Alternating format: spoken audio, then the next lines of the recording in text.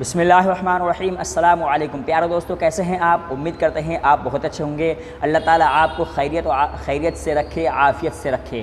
دوستو، آپ کی خدمت میں ایک بار پھر لے کر ہم حاضر ہوئے ہیں حضرت مولانا قاری محمد حنیف صاحب ملتانی کا بڑا ہی خوبصورت بیان۔ دوستو، اس بیان کو چلیے ہم اور آپ مل کر سنتے ہیں اور انشاءاللہ ایمان تازہ ہوگا۔ چلیے بیان شروع کرتے ہیں۔ بزرگان دین رحمہم اللہ علیہ مجمعین کے واقعات اور مختصر سے حالات اس نیت سے عرض کر رہا تھا کہ ہمیں بھی اپنے گریبان میں جھانکنے کا موقع ملے، ہم لوگ بھی یہ سوچیں کہ یہ اللہ والے تھے، پیٹ بھی تھا، نفس بھی تھا، بیوی بھی تھی، بچے بھی تھے، پیاس بھی لگتی تھی، بھوک بھی لگتی تھی، کپڑا بھی درکار تھا، سردی گرمی بھی آتی تھی، ان لوگوں نے اللہ کی رضا کیسے حاصل کی؟ نیت میری کسی کی تردید مقصود نہیں، سمجھانے کے لیے کہتا ہوں جیسے سڑک پہ پیدل آدمی چل رہا ہو اور پاس سے کار گزرتی ہے تو دل میں خیال آتا ہے کہ میرے پاس بھی کار ہوتی۔ ان اللہ کے نیک بندوں کو دیکھ کر میں اور آپ کیوں نہیں سوچتے کہ میں بھی اللہ کا نیک بندہ بن جاتا؟ کوٹھی بنگلہ دیکھ کر، لمبا چوڑا کاروبار کارخانہ دیکھ کر آدمی کے دل میں آتا ہے یارو یہ کارخانے دار ہے، میں اس کا مزدور ہوں۔ تیرے دل میں یہ بات کیوں نہیں آتی کہ میں نماز بھی نہیں پڑھتا اور فلانا ساری رات سویا ہی نہیں؟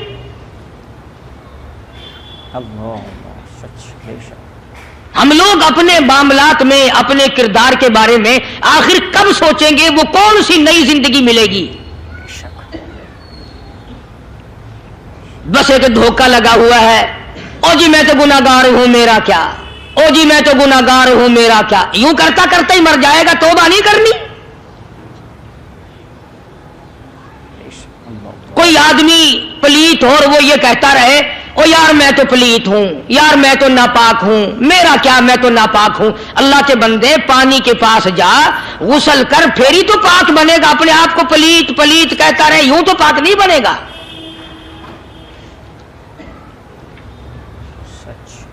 یہ اللہ والے جو ہوتے ہیں آدمی کے اندر کو ٹھیک کرتے ہیں۔ جیسے ڈاکٹر کہتا ہے کہ اگر بلڈ پریشر کے مریض ہو تو نمک نہ کھاؤ، شوگر کے مریض ہو تو میٹھا نہ کھاؤ، باقی کے مریض ہو تو آلو نہ کھاؤ۔ اللہ والا کہتا ہے اگر تمہارے اندر شرک کی بیماری ہے تو خدا کے دروازے کے سوا کہیں نہ جاؤ۔ اللہ والے اندر کا علاج کرتے ہیں، روحانی علاج کرتے ہیں، اس بیماری کا علاج کرتے ہیں جو قبر میں کام آئے گی۔ جب اللہ والوں کی مجلس میں بیٹھو گے تو وہ تمہیں یہ بتائیں گے کہ نبی کی سنتوں کے پھول چھوڑ کر بدعت کے کانٹوں کی طرف نہ جاؤ۔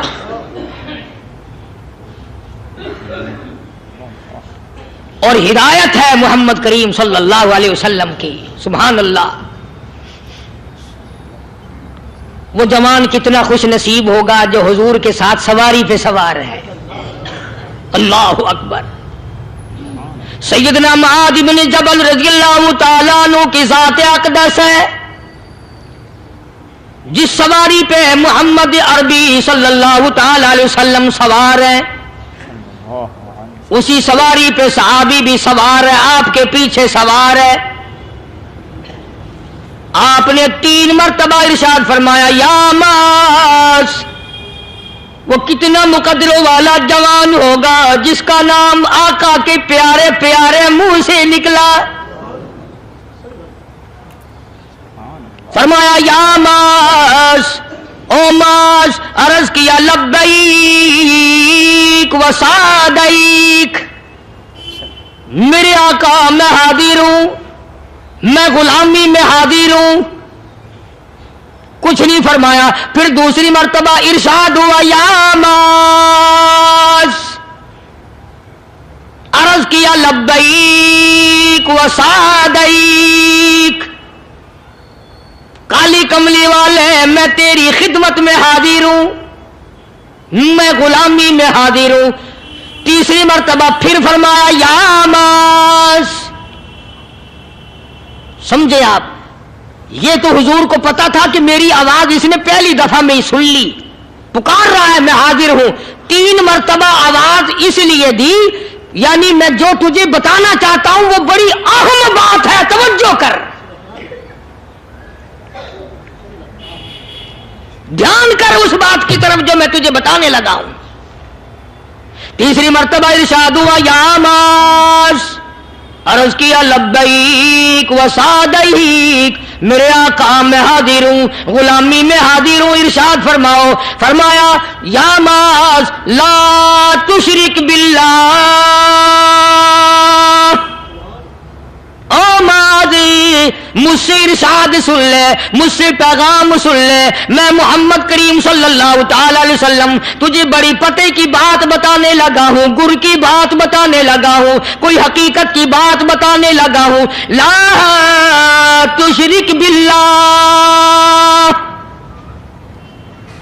او میرے جمال میرے صحابی، او معاذ اللہ کی ذات میں اللہ کی صفات میں کسی کو شریک نہ ٹھہرانا.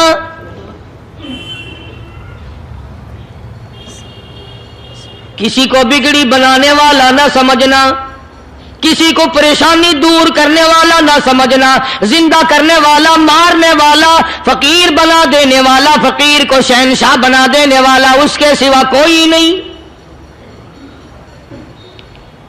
چلو ہو گئی بات، فرما دیا آپ نے کہ شرک نہ کرنا. اب ہماری بات سنو، ابھی حدیث کا جملہ باقی ہے جو محمد عربی صلی اللہ علیہ وسلم کی زبان مبارک سے نکلا، اہم بات باقی ہے. ٹھیک ہے فرما دیا، لیکن اب سوال کرو سرکار مدینہ صلی اللہ علیہ وسلم سے کہ جی اگر کوئی مصیبت کی وجہ سے کر بیٹھے، اگر کوئی پریشانی کے عالم میں آ کے کر بیٹھے، کوئی دکھوں کا مارا ہوا کر بیٹھے، تو صاف فرما دیا، فرمایا او معاذ ان قتلتا، اگرچہ تجھے قتل کر دیا جائے، تیرا ٹکڑا ٹکڑا کر دیا جائے، تیرا قیمہ بنا دیا جائے، اس سے بھی سخت بات آگے فرمائی او حرقتا، چاہے تجھے جلا کر خاک کر دیا جائے، تیرا قیمہ بنا دیا جائے، تجھے جلا کر راکھ بنا دیا جائے، کسی حال میں بھی تجھے شرک کرنے کی اجازت نہیں. اور ایک اور بات میرے سے سن کر پکا کے لے جاؤ، چوری کرنے والا ساری عمر چوری کرتا ہے، لیکن کبھی ایسا دن اس کی زندگی میں نہیں آیا ہوگا جب وہ یہ کہے کہ میں عبادت کر رہا ہوں. لاکھ چوری کی ہو یہ کہے گا کہ میں گناہگار ہوں، چوری کا اپن چلو تمہارے منہ پہ نہیں کہے گا، دل میں کہے گا. زنا کرنے والا کبھی نہیں کہتا کہ میں گناہ نہیں کرتا، شراب پینے والا کبھی نہیں کہتا کہ میں گناہ نہیں کرتا، حرام کھانے والا، رشوت لینے والا کبھی نہیں کہتا کہ میں گناہ نہیں کرتا. شرک ایسا گناہ ہے، ایسی گمراہی ہے، اس کو بندہ گناہ سمجھ کر نہیں عبادت سمجھ کے کرتا ہے. اور ارشاد فرمایا محمد عربی صلی اللہ علیہ وسلم نے کہ شرک کرنے والے کو توبہ کی توفیق نہیں ہوتی. وہ اس کو برا سمجھے تو توبہ کرے، جب وہ اس کو برا سمجھتا ہی نہیں تو گناہ سمجھتے ہی نہیں تو توبہ کائے کی کرے گا وہ. میں عرض کر رہا تھا کہ یہ جو اولیاء کرام ہیں، بزرگان دین ہیں، اللہ والے ہیں، یہ شرک کی لعنت سے آدمی کو بچانے کے لیے ساری زندگی کوشاں رہتے ہیں. حدیث پاک میں آتا ہے، ارشاد فرمایا محمد کریم صلی اللہ علیہ وسلم نے کہ جب آدمی گناہ کرتا ہے، فرمایا ان فی الجسد لمضغۃ اذا صلحت صلح الجسد كله واذا فسدت فسد الجسد كله الا وهي القلب او كما قال النبي صلی اللہ علیہ وسلم. ارشاد فرمایا آدمی کے بدن میں ایک گوشت کا ٹکڑا ایسا ہے کہ جب وہ ٹھیک ہو جائے تو سارا بدن ٹھیک ہو جاتا ہے، جب وہ بگڑ جائے تو سارے بدن کا نظام بگڑ جاتا ہے. الا وہی القلب، سرکار مدینہ صلی اللہ علیہ وسلم نے فرمایا وہ دل ہے. دل آدمی کا سنور جائے تو سارا کچھ سنور گیا، دل بگڑ گیا تو سب کچھ بگڑ گیا. ریاکاری دل سے پیدا ہوتی ہے، تکبر دیکھنے میں نہیں آتا، دل میں پیدا ہوتا ہے. فخر دل میں پیدا ہوتا ہے، عجب اور خودبینی دل میں پیدا ہوتی ہے. آقا مدنی صلی اللہ علیہ وسلم نے فرمایا کہ آدمی کا دل جو ہے وہ سفید ہوتا ہے، بالکل سفید ہوتا ہے۔ جب بندہ گناہ کرتا ہے تو ایک چھوٹا سا سیاہ کالا نقطہ اس کے دل پہ لگ جاتا ہے، پھر دوسرا گناہ کرتا ہے، پھر دوسرا نقطہ لگ جاتا ہے، پھر تیسرا گناہ کرتا ہے، پھر تیسرا نقطہ دل پہ لگ جاتا ہے، حتیٰ کہ اس کا دل سارا کالا ہو جاتا ہے۔ اور جب سارا دل کالا ہو جاتا ہے تو اس کے دل کے اندر پھر حق سمجھنے کی گنجائش نہیں رہتی، پھر وہ اتنا بگڑتا ہے کہ خلاف شرع کام کو وہ عبادت کہتا ہے، پھر وہ ڈھول دھماکے کو عبادت کہتا ہے، پھر وہ چمٹا کھڑکانے کو عبادت کہتا ہے، پھر وہ نشہ کرنے کو عبادت کہتا ہے، پھر وہ نماز نہ پڑھنے کو عبادت کہتا ہے، پھر وہ قرآن کے قریب نہ آنے کو عبادت کہتا ہے۔ حالانکہ بزرگوں کا یہ طریقہ کار نہیں۔ سائیں توکل شاہ صاحب سبقت رحمت اللہ علیہ، امبالے شہر میں مزار ہے، حضرت کے واقعات میں لکھا ہے کہ جب کوئی عالم، جب کوئی قاری، جب کوئی بزرگ قرآن پڑھتا یا کچھ بیان کرتا، اگر قرآن پڑھتا غلطی کرتا، ہاں یہ بات سمجھ لو کہ سائیں شاہ صاحب جو تھے ان پڑھ تھے،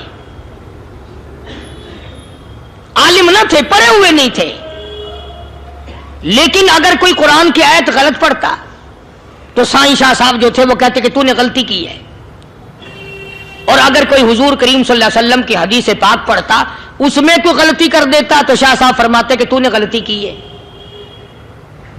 تو ایک دن مولویوں نے، عالموں نے، قاریوں نے مشورہ کر لیا اور کہنے لگے آؤ شاہ صاحب سے پوچھیں گے کہ ان کو، یہ پڑھے ہوئے تو ہے نہیں، ان کو پتہ کیسے چلتا ہے، آیت غلط پڑھی گئی یا حدیث پاک غلط پڑھی گئی، ان کو پتہ کیسے چلتا ہے؟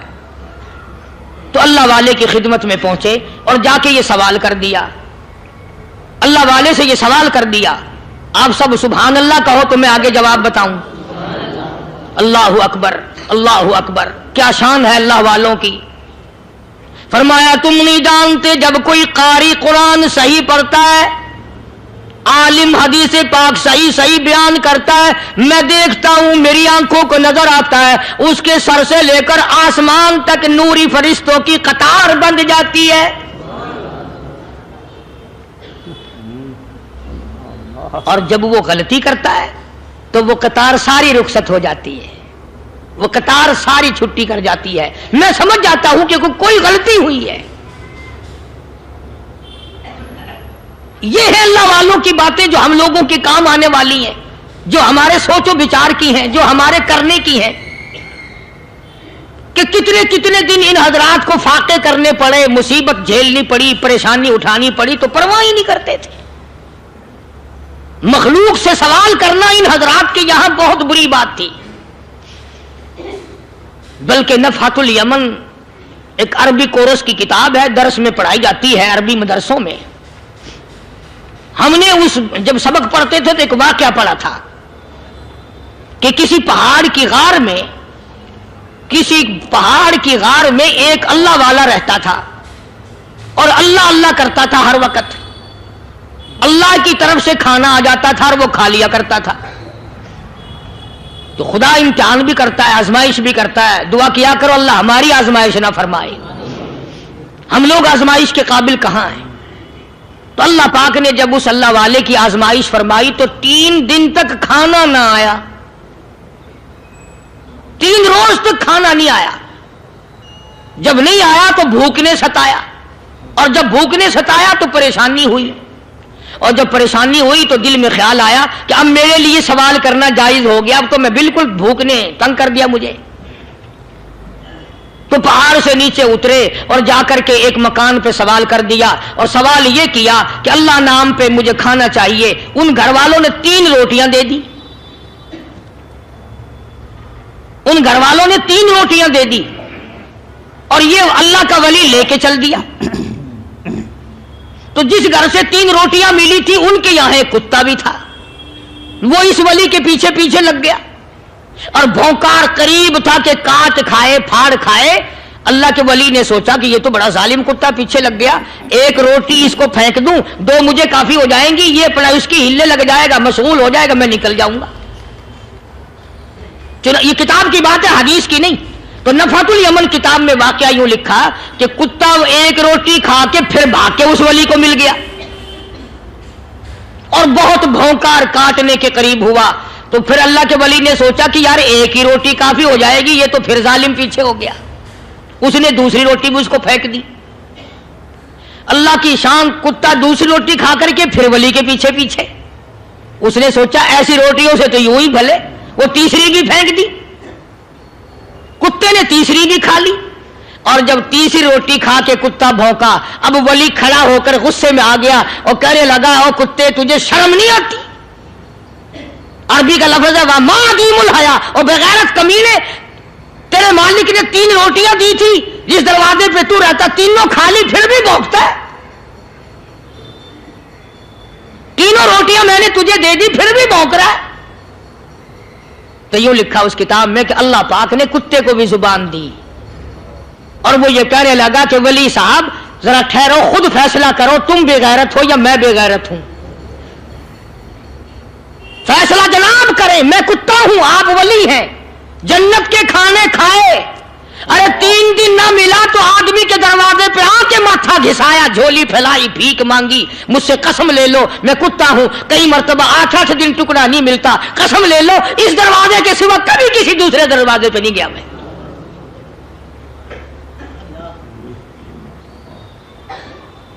تجربہ کر لو. 3 دن کتے کو ٹکڑا ڈالو، چوتھے دن دم ہلا کر تمہارے پاؤں میں لٹے گا. ساری عمر گزر گئی اس مالک کا دیا ہوا کھاتے ہوئے پیتے ہوئے، آج بھی تجھے اس مالک کا دروازہ سمجھ نہیں آیا. پانی وہ پلاتا والذی ہوا یطعمنی ویسقین وَإِذَا مَرِضْتُ فَهُوَ يَشْفِينِ.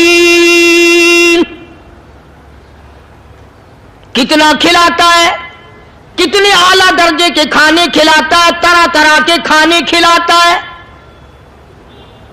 پالا اس نے، سنبھالا اس نے، زندگی اس نے دی، اولاد اس نے دی، خوبصورت بیوی اس نے دی، گھر آباد اس نے کیا.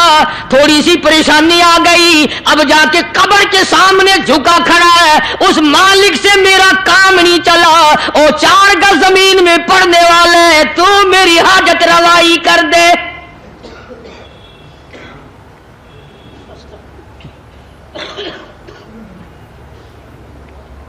کون سے ولی نے یہ تعلیم دی، کون سے ولی نے یہ ترغیب دی؟ خواجہ قطب الدین بختیار کاکی رحمت اللہ علیہ، بابا فرید الدین شکر گنج رحمت اللہ علیہ کا پیر ہے. اتنے اللہ والے لوگ تھے، اتنے اللہ والے لوگ تھے. خواجہ قطب الدین بختیار کاکی رحمت اللہ علیہ کا آخری وقت دلی شہر میں آ گیا. نہ دولت تھی، نہ کوٹھی تھی، نہ بنگلہ تھا، فقیری. ہائے ہائے، عجیب بادشاہت ہوتی ہے ان لوگوں کی. بادشاہ ان کے دروازوں پہ آیا کرتے تھے. خواجہ ابو الحسن خرقانی رحمت اللہ علیہ بزرگ گزرے ہیں. محمود غزنوی کا زمانہ ہے. محمود غزنوی مرحوم بادشاہ نیک آدمی تھا. خواجہ ابو الحسن خرقانی رحمت اللہ علیہ کی خدمت میں آیا اور حضرت نے یوں پوچھ لیا، فرمایا محمود 2-4 دن پہلے بھی تو سنا تھا کہ تم ادھر آئے ہو، مجھ سے مل کے نہیں گئے؟ تو کہنے لگا حضرت سرکاری دورے پہ آیا تھا، سرکاری دورے کی لپیٹ میں اللہ والے کی زیارت کو بے ادبی سمجھتا ہوں. اللہ والے کی زیارت کرنے آؤں، کام کوئی اور لے کر آؤں اور اللہ والے کی زیارت کروں؟ میرے نزدیک یہ بے ادبی ہے. فرمایا آج ارادہ کر کے آئے ہو؟ کہ جی ہاں ارادہ کر کے آیا ہوں. باتیں ہوتی رہی. محمود کہنے لگا حضرت آج بہت بڑا کام لے کر آیا ہوں، دعا فرماؤ. سومناتھ کے مندر پہ حملے کا ارادہ ہے. 70 راجاؤں کی فوج آئیں گی، 70 بادشاہوں کی فوج آئیں گی، 70 راجا ہندو اپنی فوج لے کر آئیں گے. میں اکیلا مسلمان مقابلے میں آؤں گا، دعا فرماؤ وہ قادر کریم مجھے فتح عطا فرمائے۔ کیسی نیت لے کر آیا کرتے تھے بادشاہ لوگ فقیروں کے دربار میں۔ آج تو اگر کسی ولی کے پاس بھی جاؤ گے، میں نے مولانا عبید اللہ انور مدذلو سے پچھلے دنوں عرض کر دیا، میں نے کہا حضرت آپ اپنے گھر میں ہی رہتے ہیں، باہر نہیں نکلتے، کئی دن لوگوں کو نیکی ملے گی، زیارت ہوگی، تو فرمانے لگے قاری صاحب آپ کو کیا پتا ہے، بس اسی کام کے لیے لوگ آتے ہیں، ہماری اینٹ پڑ دو، ہم نے مکان بنانا ہے، ہمیں دکان کا تعویذ دے دو، ہمارے پیچھے دشمن لگ گیا، ہمارا مقدمہ ہو گیا، اور یوں تو کہنے کوئی بھی نہیں آتا، دعا کر دو اللہ میری قبر میں بھلائی فرما دے۔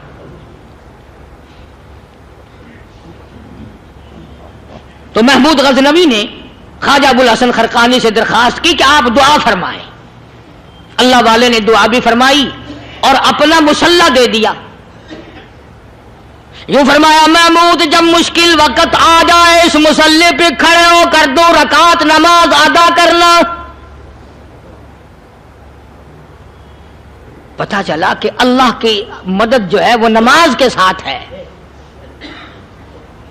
میں تمہیں بھی بتاتا ہوں، ولی تو میں نہیں، جب بھی کوئی پریشانی آئے، جب بھی کوئی تکلیف آئے، فرمایا استعینوا بالصبر والصلاۃ،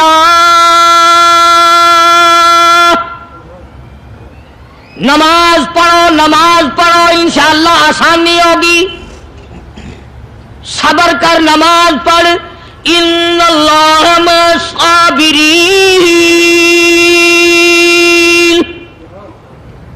اللہ پاک صبر کرنے والوں کا ساتھی ہے، صبر بھی کرتا جا، نماز بھی ادا کرتا جا، جس سے تیرا بگاڑ ہے یوں بھی سوچتا جا میری طرف سے کوئی ظلم نہ ہو جائے، میں مارا جاؤں گا۔ مسلح ساتھ لے کر چلا گیا اور اپنی فوج کو لے کر کے سومناتھ کے مندر پہ حملہ کر دیا۔ مسلمان فوج بڑا سفر کر کے آئی تھی، دور سے آئی تھی، تھکی ہوئی تھی، چور چور تھی، اتنے حالات نہ تھے، اتنے ہتھیار نہ تھے، 70 راجاؤں کی فوج کے مقابلے میں مسلمانوں کو شکست ہو گئی۔ محمود غزنوی کو خبر دی گئی بادشاہ شکست ہو گئی۔ محمود نے 2 رکعت نماز ادا کی، اور یہ بھی بتا دوں اللہ والوں کا اتنا ادب کیا محمود غزنوی نے کہ اس مسلح پہ کھڑے ہو کر نماز نہیں پڑھی، اس کو سر کے اوپر رکھ کے نماز پڑھی۔ مسلح اللہ والے کا سر پہ رکھ لیا اور نماز پڑھی خدا کے حضور میں، اور پھر سر سجدے میں رکھ دیا۔ میرے پروردگار بے نیاز خالق و مالک، میں گناہگار سہی، میں سیاکار سہی، میں تیرا بندہ ہوں، اور میرے مولا مقابلہ کفر سے ہے، حق پرستوں کی نہ کی تو نے گر دل جوئی نہیں، تانا دیں گے بت کے مسلم کا خدا کوئی نہیں۔ اور میرے پروردگار آج مجھے ذلیل نہ کر، آج میری شکست نہ کر، آج مسلمانوں کو شکست نہ دے، اور بے نیاز پروردگار کافر کہیں گے ان کا خدا کہاں گیا۔ بس محمود غزنوی نے اللہ کے حضور میں نماز ادا کی اور دامن پھیلایا اور سر سجدے میں رکھا، وہ اطلاع ملی کہ شکست فتح میں بدل گئی۔ چنانچہ جمعے کا خطبہ محمود غزنوی نے سومناتھ کے مندر کے اندر دیا۔ اس قدر اللہ والوں کو دلچسپی تھی ان معاملات سے کہ قوم کے لیے بھلائی ہو، ملک کے لیے بھلائی ہو، عوام کے لیے آخرت کی دنیا کی بھلائی مقصود تھی۔ خواجہ قطب الدین بختیار کاکی رحمت اللہ علیہ دلی شہر میں رہتے ہیں، بادشاہوں کا زمانہ ہے۔ اللہ اللہ کیا عجیب لوگ تھے۔ آج تو اچھے بھلے دیندار طبقہ نماز پڑھانے والوں کو نماز کے، غسل کے، وضو کے مسائل معلوم نہیں۔ دوستو ایسا وقت تھا سلطان صلاح الدین خلجی رحمت اللہ علیہ کو بادشاہ ہو کر عربی کی بہت بڑی 4 جلدوں میں کتاب ہے ہدایہ، ہدایہ بادشاہ صلاح الدین خلجی کو زبان نہیں یاد تھا. اتنی بڑی عظیم کتاب زبان نہیں یاد تھی. وہ بادشاہ بھی ہوا کرتے تھے اور ولی بھی ہوتے تھے. سلطان عالمگیر رحمت اللہ علیہ بہت بڑا بادشاہ ہو کر، اورنگزیب ہے، عالمگیر ہے، اتنا بڑا عظیم بادشاہ، مگر حضور کریم صلی اللہ علیہ وسلم کی 5000 حدیث پاک اس بادشاہ کو زبان نہیں آتی. اور قرآن کا حافظ تھا، قرآن کا قاری تھا، قرآن کا عالم تھا، قرآن کا مفسر تھا، ولی بھی تھا، بادشاہ بھی تھا، اللہ والا بھی تھا. اور اتنا خوف تھا دل میں تمہیں کیا بتاؤں. اللہ اکبر. بادشاہ ہو کر کے کپڑا خریدا، مزدوری کر کے کپڑا خریدا بادشاہ نے، اور کپڑا خرید کر اس کی ٹوپیاں اپنے ہاتھوں سے سی. عالمگیر رحمت اللہ علیہ نے اس کی ٹوپیاں اپنے ہاتھوں سے سی اور چاندنی چوک دلی میں کھڑے ہو کر فروخت کی، بیچی. 6-7 روپے جمع کر کے ایک تھیلی میں بند کر کے اوپر لکھا عالمگیر کا کفن ان پیسوں سے خریدا جائے. کبھی ہم نے بھی سوچا جو رشوت مارنے والا آدمی ہے، بتاؤ اس کے لیے کفن کہاں سے اچھے پیسے تلاش کر کے لایا جائے گا؟ رشوت کا ہی کفن ملے گا نا. جو آدمی ملاوٹ کر کے پیسے کماتا ہے، فنکاری کر کے پیسہ کماتا ہے، دغا اور فریب کر کے پیسے کماتا ہے، تو آج ہمارا کفن بھی صحیح نہیں، کفن بھی دغا والا، فریب والا، ملاوٹ والا. بلکہ تم تو کہتے ہو کہ آج کل کھانے کے لیے خالص کچھ نہیں ملتا. میں کہتا ہوں میت کو غسل دینے کے لیے پانی خالص نہیں ملتا. یہ جو ہم موٹریں نل کے لگاتے ہیں، یہ پیسے کون سے ہمارے خالص ہیں؟ جو صابن میت کو مل رہی ہے کون سے پیسوں کا خریدا ہوا ہے؟ جو خوشبو میت کو لگ رہی ہے کون سے پیسوں کی خریدی ہوئی ہے؟ جو کفن پڑ رہا ہے وہ کیسے پیسوں کا کفن ہے؟ اور میں آگے بڑھ کر کے کہتا ہوں جو کندھوں پہ اٹھائے جا رہے ہیں وہ کون سے کتب ہیں، کون سے ابدال ہیں؟ جس نے میت کو غسل دیا ہے کبھی معلوم کیا کہ وہ کتنا بڑا نیک آدمی ہے؟ یہ تو ہمارے آخری وقت کا حال ہے اور اس طرف کسی کا دھیان نہیں، سوچ نہیں، بچار نہیں. قطعی طور پر اندھے ہو جاتے ہیں. او میاں ٹھیک ہے جو کچھ ہو رہا ہے. اچھا ایک بات عرض کروں، اللہ تبارک و تعالیٰ کے یہاں جب ہم جائیں گے، اگر اور سارے معاملات کو چھوڑ دو، اللہ پاک یہی پوچھ لے کہ میاں یہ کفن جو پہن کے آیا یہ کیسا ہے؟ یہ جو کفن پہن کے آیا یہ کیسا؟ ہم کیا جواب دیں گے؟ بادشاہ عالمگیر رحمت اللہ علیہ نے تھیلی پہ لکھ کر کے بند کر کے رکھ دیا، جب میرا انتقال ہو جائے، میری موت آ جائے، جب میں دنیا سے رخصت ہو جاؤں، جب میں دنیا سے چلا جاؤں، میرا آخری لباس جو میں نے ساتھ لے کے جانا ہے، وہ شادی کے جوڑے دنیا تیار کرتی ہے، سفر کے جوڑے دنیا تیار کرتی ہے، غیر ملکوں میں جانے کے لباس دنیا تیار کرتی ہے، ادھر ادھر جانے کے لیے، تقریبوں میں جانے کے لیے جوڑے لباس پوشاک دنیا تیار کرتی ہے. اور میں کہتا ہوں لوگوں، قبر کی پوشاک ہم کب تیار کریں گے؟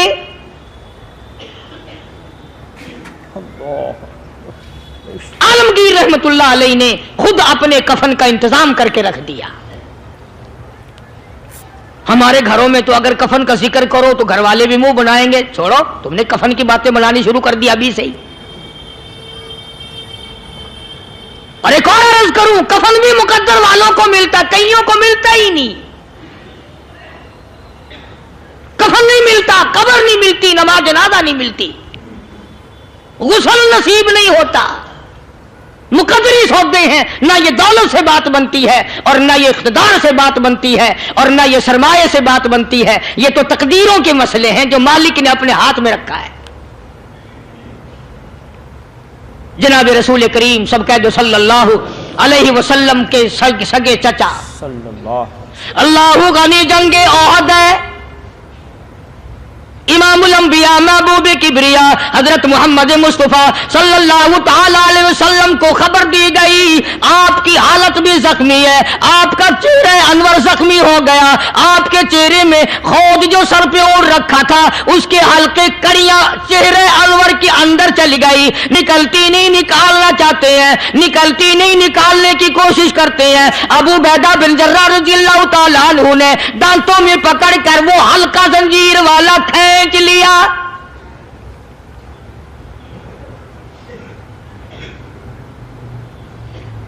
अल्लाहु गनी, उधर खून का फुवारा छूटा, खून का फुवारा छूटा। अल्लाह अर्श इलाही से आवाज आई, जिब्रील। पल झपकने के बराबर जिब्रील सारी दुनिया का निजाम तय कर सकता है।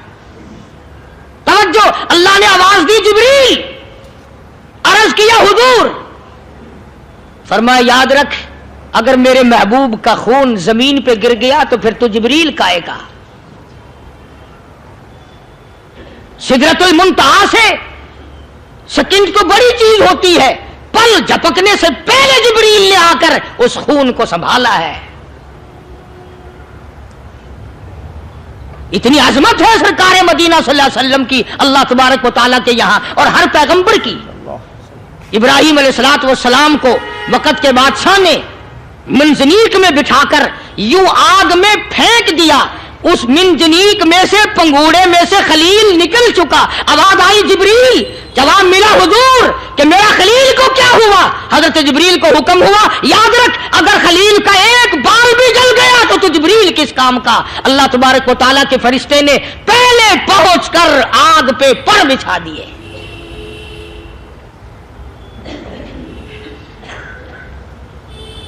यूसुफ अलैहिस्सलातु वस्सलाम को भाइयों ने कुएं में फेंका। अब बताओ, कुआं कोई 100-200 गज या 100-200 मील तो लंबा नहीं होता। मैं खालिक की बेनियाजी तुम्हें बता रहा हूं, और अपने पैगंबरों की किस तरह हिफाजत फरमाते हैं। सुभान अल्लाह। भाइयों ने कुएं में धक्का दिया, जिब्रील जी ये क्या हुआ? तो मेरा नबी आया। मेरे नबी के कुएं में जाने से पहले तख्त बिछा दे। जिब्रील ने पर बिछाकर तख्त बना दिया। वो तो यूं बचाता है, वो तो यूं संभालता है। अबू बैदा बिन जर्राह रज़ियल्लाहु ताला अन्हु ने सरकार मदीना सल्लल्लाहु अलैहि वसल्लम के चेहरे अनवर में से वो जो जंजीर कड़ी खींची, अल्लाह अल्लाह, अबू बैदा के 2 दांत नीचे के, 2 ऊपर के, 4 दांत निकल गए। आज हमारे दांतों को कीड़े खा जाते हैं, खोखरें बन जाती हैं, निकल जाते हैं। अबू बैदा तो कितना खुश नसीब जवान है, तेरे 4 दांत तो निकल गए, पर हुजूर सल्लल्लाहु अलैहि वसल्लम की तकलीफ को तूने दूर किया। यानी आका की खिदमत करते हुए अबू बैदा के दांत निकल गए। उधर अपनी तकलीफ आई, इधर पता चला काली कमली वाले सल्लल्लाहु ताला अलैहि वसल्लम, तेरे चाचा का हाल ठीक नहीं। जनाब अमीर हमजा रज़ियल्लाहु ताला अन्हु को शहीद कर दिया गया, कपड़े भी उतार लिए गए। हुजूर करीम सल्लल्लाहु अलैहि वसल्लम बड़ा सदमा पहुंचा, बड़ा रंज पहुंचा। एक बात करता हूं, तवज्जो करके लिख के ले जाओ, काम आएगी। बेटियों को बताओ, बहनों को बताओ। सरकार की नजर पड़ी, सरकार की नजर पड़ी। हजरत सफिया रज़ियल्लाहु ताला अन्हा, हुजूर की बुआ, हुजूर की फूफी, हजरत जुबैर रज़ियल्लाहु ताला अन्हु की अम्मा, अमीर हमजा रज़ियल्लाहु ताला अन्हु की बहन दौड़ी दौड़ी आती है। पता चला ना मदीने में कि भाई का हाल ठीक नहीं, शहीद कर दिया गया। औरत जात दौड़ी दौड़ी आई। हुजूर ने फरमाया, जुबैर कौन औरत है, जाके रोको, लाश का हाल ठीक नहीं, कपड़े फाड़ेगी, जजा फजा करेगी, मैंने सुना है लाश का हाल ठीक नहीं है। हजरत जुबैर ने आके रोका, करीब आकर पहचान लिया, हजरत जुबैर की अम्मा थी। उन्होंने कहा, अम्मा इजाजत नहीं, आगे ना जाओ। हजरत सफिया अरब की तकड़ी माई, मारा गुस्सा जुबैर को ओ परे फेंक दिया। कहने लगी, हट एक तरफ, मैं अपने भाई को देखने ना जाऊं। जुबैर को तो मुक्का मार के परे फेंक दिया। اور لوگوں توجہ کرو، غلام آپ بھی بنتے ہیں، غلام میں بھی بنتا ہوں، خدا کی قسم ٹائم پہ غلامی کا پتہ چلتا ہے۔ پھر زبیر کہنے لگا اماں حضور نے منع فرمایا، آگے نہ جا، حضور نے منع فرمایا۔ خدا کی قسم ذمہ داری سے کہتا ہوں، علماء نے لکھا ہے حضرت صفیہ نے جو پیر قدم آگے رکھنے کے لیے اٹھایا ہوا تھا وہ آگے نہیں رکھا، پیچھے ہٹ کے رکھا ہے، میرے نبی کے فرمان کے خلاف نہ ہو جائے، میرے نبی کے ارشاد کے خلاف نہ ہو جائے، اگر خلاف ہو گیا تو میں ماری جاؤں گی۔ اور وہیں رک گئی، کہنے لگی اور زبیر بیٹے جاؤ، میرے محبوب سرکار مدینہ صلی اللہ تعالی علیہ وسلم سے جا کے کہو میں نے لاش کا حال سن لیا ہے، مجھے سب کچھ پتہ چل گیا ہے، جا کے کہو بے شک میں عورت ہوں لیکن گھبراؤں گی نہیں، جب سے میں نے تیرا کلمہ پڑھا ہے میں نے صبر کرنا بھی سیکھ لیا ہے۔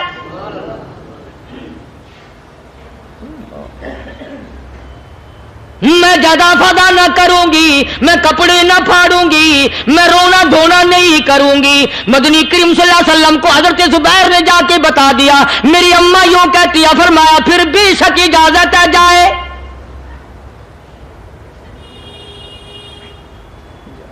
آج کی کوئی مائی ہوتی اتنا حال دیکھ کر بھائی کا نہ جانے ہارٹ فیل ہو جاتا۔ صفیہ نے آ کے دیکھا اپنے بھائی سیدنا امیر حمزہ کے دونوں کان نہیں، ناک نہیں، لب نہیں، 11 ٹکڑے ہوئے پڑے،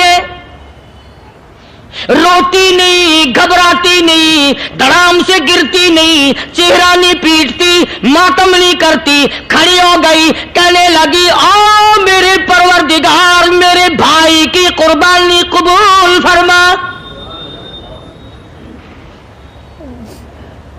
میرے بھائی کی قربانی کے صدقے میں میرا بھی بیڑا پہاڑ کر دے۔ اور خبر تو مل گئی تھی نا کہ کپڑے بھی اتار کر لے گئے، بغل میں سے 2 چادریں نکالی ہیں، بغل میں سے 2 چادریں نکالی کہ میرے بھائی کو کفن دے دینا۔ یوں جو نظر پڑی ایک انصاری نوجوان رضی اللہ تعالی عنہ، وہ بھی ننگا پڑا ہے، کافر اس کو بھی شہید کر کے گر گئے۔ مسلمانوں ذرا اندازہ لگاؤ، یہ بھی مسلمان تھے، یہ بھی نبی کے عاشق تھے، یہ بھی دیوانے تھے، ایسے وقت میں بھلا ایسی بات کس کو سوجھے؟ ماں جایا بھائی ہو، سگا بھائی ہو، اچھی محبت اور تعلق ہو بہن بھائی کا، اور سید الشہداء حضور نے فرمایا ہو وہ ننگا پڑا ہے، 11 ٹکڑے ہوئے پڑے ہیں، ایسے وقت میں ایسی بات کون سوچے؟ صفیہ کہنے لگی لوگوں ایک چادر اس بھائی کو دو جو میری ماں کے پیٹ سے پیدا ہوا، ایک چادر اس بھائی کو دو جو محمد کے کلمے نے میرا بھائی بنا دیا ہے، جو میرے نبی نے میرے کے کلمے نے میرا بھائی بنا دیا ہے۔ کل قیامت میں خدا یہ نہ فرما دے صفیہ کفن دینے آئی، خیرات دینے آئی تو اپنے کو دے کے چلی گئی۔ اب ان میں ایک چادر ہے چھوٹی اور ایک ہے بڑی، پھر کہنے لگی میری چادریں واپس کر دو، ایسا نہ ہو میرے بھائی کو بڑی مل جائے دوسرے بھائی کو چھوٹی مل جائے، اللہ پاک کل یہ نہ فرما دے اگر کفن دینے بھی آئی تو اپنے کو بڑی دوسرے کو چھوٹی، یہ اللہ کی رضا والا تو کام نہیں۔ قرہ اندازی کی، سگے بھائی سیدنا امیر حمزہ رضی اللہ تعالیٰ عنہ کے حصے میں چھوٹی چادر آئی اور اس انصاری جوان کے حصے میں بڑی چادر آ گئی۔ چنانچہ جب محمد عربی صلی اللہ تعالی علیہ وسلم تشریف لائے تو حضور کو اتنا صدمہ پہنچا، میری مستقل کیسٹ ہے سیدنا امیر حمزہ رضی اللہ تعالیٰ عنہ کے عنوان پر، آپ لوگ اسے خرید کے سنیں۔ تم بھی کہتے ہو کہ ہم نے اسلام کی بڑی خدمت کی، ہم نے قرآن کی بڑی خدمت کی، ہم نے علماء اور طالب علموں کی بڑی خدمت کی، ہم نے مسجد اور مدرسوں کی بڑی خدمت کی۔ میں یہ کہتا ہوں آؤ دیکھو تو صحیح کہ ان حضرات نے کہاں تک قربانیاں دی ہیں۔ حضور نبی کریم صلی اللہ تعالی علیہ وسلم جب اپنے پیارے چچا کی لاش پہ آئے، چہرے پہ نظر پڑی دونوں لب نہیں، کالی کملی والے صلی اللہ تعالی علیہ وسلم نے منہ میں جھانک کر دیکھا تو زبان نہیں، जरा नीचे को नजर की, पेट में जिगर और कलेजा नहीं, दोनों हाथ नहीं, दोनों कान नहीं। यह हाल देखकर हुजूर सल्लल्लाहु अलैहि वसल्लम को चक्कर आ गया, जमीन पे तशरीफ फरमा हो गए। और फिर बल्कि यहां तक लिखा है कि आपने यूं फरमाया, ओ मेरे मालिक, अगर सफिया माई मेरी बुआ फूफी यहां ना होती तो मैं ये टुकड़े भी ना उठाता। अगर तू यूं ही राजी है तो मैं भी यूं ही राजी हूं। और फिर जब उन टुकड़ों को जोड़ा गया तो सहाबा ने अर्ज किया, या रसूलल्लाह सल्लल्लाहु ताला अलैहि वसल्लम, अमीर हमजा कद्दावर आदमी था, लंबा तकड़ा बहादुर आदमी था। हालत यह है, चादर छोटी है भी एक ही, अगर सर ढांपते हैं तो पैर खुल जाते हैं, पैर ढांपते हैं तो सर खुल जाता है। हुजूर ने फरमाया, सर को छुपा दो, पैरों पे मेरे चाचा के दरख्तों के पत्ते डाल दो। मैं ये अर्ज कर रहा था कि अल्लाह वाले हर वक्त में आदमी की इस्लाह की कोशिश करते हैं, उसे बनाने की कोशिश करते हैं, उसे समझाने की कोशिश करते हैं। अल्लाह तबारक व तआला हर मुसलमान को तौफीक दे कि वो अपनी जिंदगी भर अल्लाह वालों की खिदमत में जाने आने की, कुरान की खिदमत की हर वक्त प्रोग्राम बनाए, नीयत खैर रखे। क्यों? इसलिए, इसी को कहता है कि लिए फिरती है बुलबुल चोंच में गुल,